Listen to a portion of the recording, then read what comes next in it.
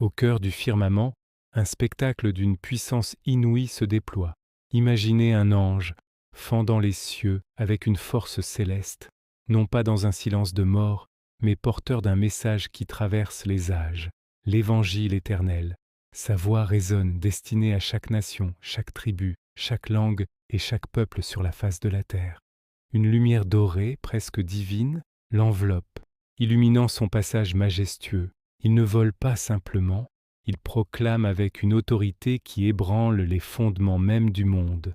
Son message est clair et urgent. Craignez Dieu et donnez-lui gloire, car l'heure de son jugement est venue, et adorez celui qui a fait le ciel et la terre, et la mer, et les sources d'eau. C'est un appel universel, un dernier avertissement plein de miséricorde avant la grande tourmente. Puis, la scène bascule. L'éclat doré s'estompe pour laisser place à une obscurité grandissante. Une autre voix retentit, grave et prophétique. Elle est tombée, Babylone la grande. Sous nos yeux, des villes autrefois fières et majestueuses, symboles de l'orgueil et de la puissance humaine, commencent à s'effondrer.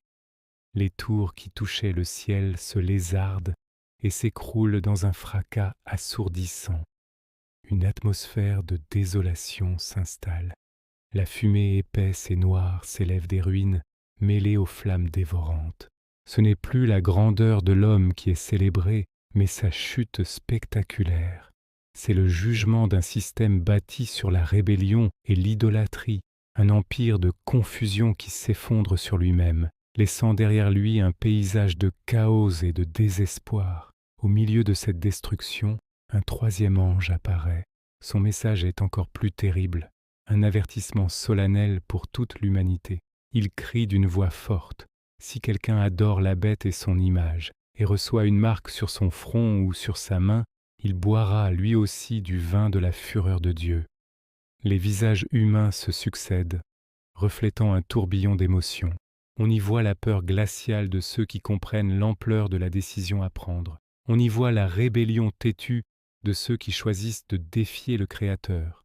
Mais on y voit aussi la lueur fragile de la repentance, des cœurs brisés qui se tournent vers le ciel, dans un dernier espoir de salut. C'est le moment crucial, le choix final qui scellera le destin éternel de chaque âme. Mais dans ce tableau apocalyptique, une lumière pure et douce perce l'obscurité. Elle éclaire un groupe de personnes, les saints. Leurs visages ne montrent ni peur ni désespoir, mais une paix profonde et une détermination inébranlable. Ce sont ceux qui ont persévéré, ceux qui ont gardé les commandements de Dieu et la foi en Jésus malgré les épreuves et les persécutions. Une voix céleste se fait entendre proclamant leur bénédiction. Heureux dès à présent les morts qui meurent dans le Seigneur. Oui, dit l'Esprit, afin qu'ils se reposent de leurs travaux, car leurs œuvres les suivent. C'est la promesse d'un repos éternel, la récompense pour une vie de fidélité et de sacrifice. Leur endurance n'a pas été vaine. Alors le ciel s'ouvre de nouveau. Sur une nuée d'une blancheur éclatante apparaît une figure semblable à un fils de l'homme.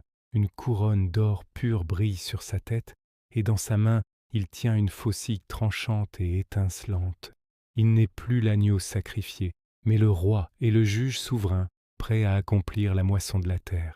Un autre ange sort du temple, criant au couronné, « Lance ta faucille et moissonne, car l'heure de moissonner est venue, car la moisson de la terre est mûre. C'est le moment de la séparation. Le blé doré, mûr pour le grenier céleste, est rassemblé avec soin. C'est l'image de la rédemption, la récolte de ceux qui appartiennent à Dieu. Mais il y a une autre récolte.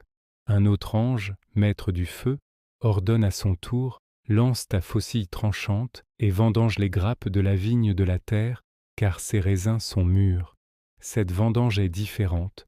Les grappes ne sont pas recueillies avec douceur, mais jetées avec force dans le grand pressoir de la colère de Dieu. Le jus qui en jaillit n'est pas du vin, mais un fleuve de sang symbolique, puissant et écarlate, qui coule sous un ciel rougeoyant et tourmenté.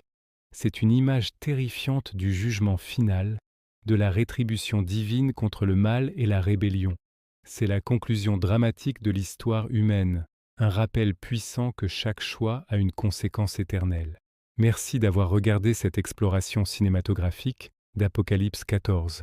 Si cette vision vous a interpellé, n'hésitez pas à liker, partager et à vous abonner pour plus de contenu inspiré des textes sacrés. À très bientôt.